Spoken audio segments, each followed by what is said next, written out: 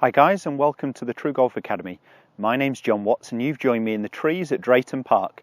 Of course I didn't hit my drive to here. I've had to place the ball in the trees just to demonstrate this. I was asked by one of our members if I can actually go through how to hit the low punch shot out of the trees.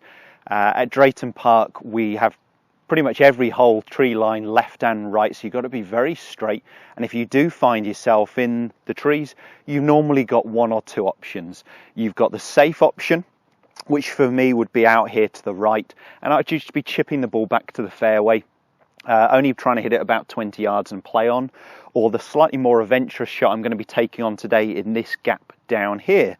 So what I want to talk about is a few fundamental key points that you need to know to keep that ball low and get that ball out of the trees back onto the fairway, gaining that little bit of distance. So the first thing to do is, one, assess the lie, but also assess how long the swing you're going to be making. So I've got the tree branches overhead here, and that's what you'll normally find, is that you actually, when you are deep in the trees, that you won't be able to perhaps make a full swing at it. So what I want you to do when you get to your ball is actually just grab any club out your bag initially, but just work out actually how long the swing you can make. So I can make a swing here where my left arm is around hip height. Okay, so that 9 o'clock pitching swing, I can only really make that half sort of backswing without belting into the tree branches here. So I'm not going to be able to make a full motion. So I'm only going to be able to get this, well, I think I can get this up to sort of 60, 70 yards, which is going to leave me a pitch in, rather than hitting out sideways where I'm going to be left with about 160, 170 yard and more of a mid-iron. So I'm going for the slightly more adventurous route. I've seen how long a swing I can make. The next thing to look at is the club choice. So we need to keep the ball pretty low. I'm going in this gap here. So I've got tree left and right, and I've got some overhanging tree branches. I'm going to have to keep that ball flight down, and it's going to have to stay pretty low for the first 30 yards.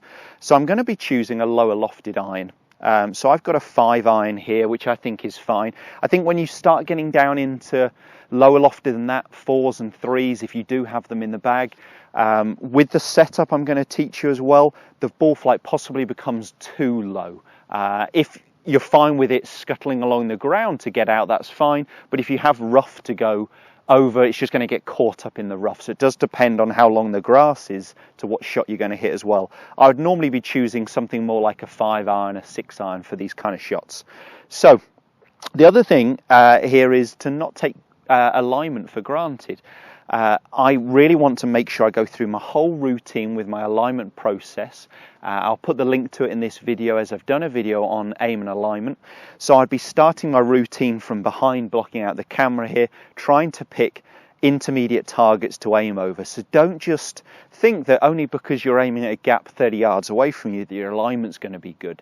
I tend to find most right-handed players are aiming too far right of target, and the opposite with left-handed. So I still want you to go through a routine where you're picking good intermediate targets to aim over.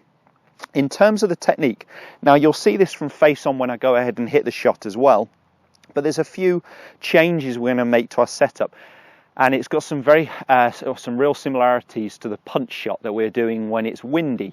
I filmed that in my swing studio so I could show the trajectory, the launch on my GC2 and HMT monitor. I'll put again the link to it in this video. It'll be coming up now. Click on that. It's got some real relevance to what we're going to be talking about. So a couple of changes we're going to make. We're going to move the ball back in my stance, so towards my trail foot. So for me as a right-handed player, that's moving towards my right foot, my right heel. Now, the only problem I find here when people move the ball back, they also tend to move their hands back or possibly weight back.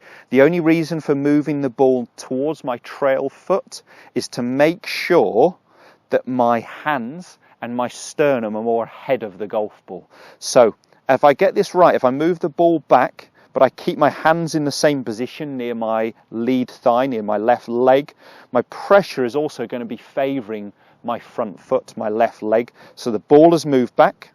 My sternum is now a good 3 inches ahead of the golf ball. I'm setting more pressure onto my lead leg, and I'm making sure that my handle position hasn't moved from where it would be if I was hitting a normal 5 iron. It's just the ball position has moved back, my handle position, has stayed the same. What that's doing is de-lofting the golf club. Okay, so we are actually effectively lowering the loft, de-lofting the golf club, flighting that ball that little bit lower as we do it. The last change I tend to make to hit that ball a little bit lower and help you gain some control is just grip a little lower down the handle. When you grip lower down the handle, it has the effect of creating more tilt forwards from your hips. If you get more tilt forwards from your hips, your shoulders start working on a more vertical axis. It just means the club is going more up and down rather than around. Okay, that's again going to help us keep that ball flight pretty low.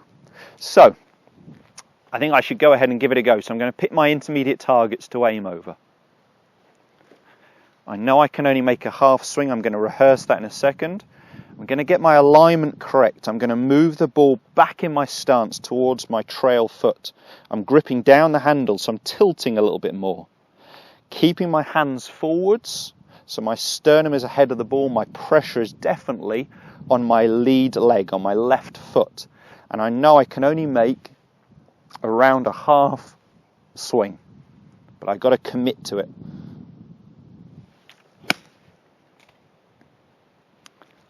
Yeah, really happy with that. So it just caught the very lowest tree branches on the very last tree that weren't really going to affect me. The ball stayed really low. It's run out there. I'm now only just got a little flick into the green. You've got to decide whether the risk is worth taking. You know, if it's first hole in a medal competition or you're not so confident, maybe it's this way. Maybe it's the easy option. If it's a Stapleford or it's a match play situation and your partners or opponents are already in pretty good position, it might be a shot you go for a little bit more. Come into these places, try them, practice them so you're confident to perhaps take this route that I'm going for here. So one more. So alignment correct first, that's a key point. The ball is back, my sternum is forwards, my handle has stayed forwards and I'm gripping a little lower down the handle. Rehearse how long a backswing you can make and commit to the shots. So half back, but power through. Very, very similar. Both have ended up in a perfect position out on the middle of the fairway, just leaving me a little pitch in. I was taking a divot with those, but what you'll see is the divot is occurring after impact. So I'm definitely hitting the ball on the way down, getting the ball, then the turf. What I do see with some players, because they move this ball back, they panic they're not going to get the ball airborne, and it tends to be that they're actually moving, shifting away from the target, pressure moving to their trail foot, and they'll get a lot of heavy contacts and heavy strikes from there, maybe not advance the ball out of the trees. Give it a go. Let me know how you get on with that. If you did enjoy the content, please give us a thumbs up. Make sure you follow me on all the other social media platforms we're on, all coming along the bottom of the screen now, and we'll see you next time. Thanks, guys.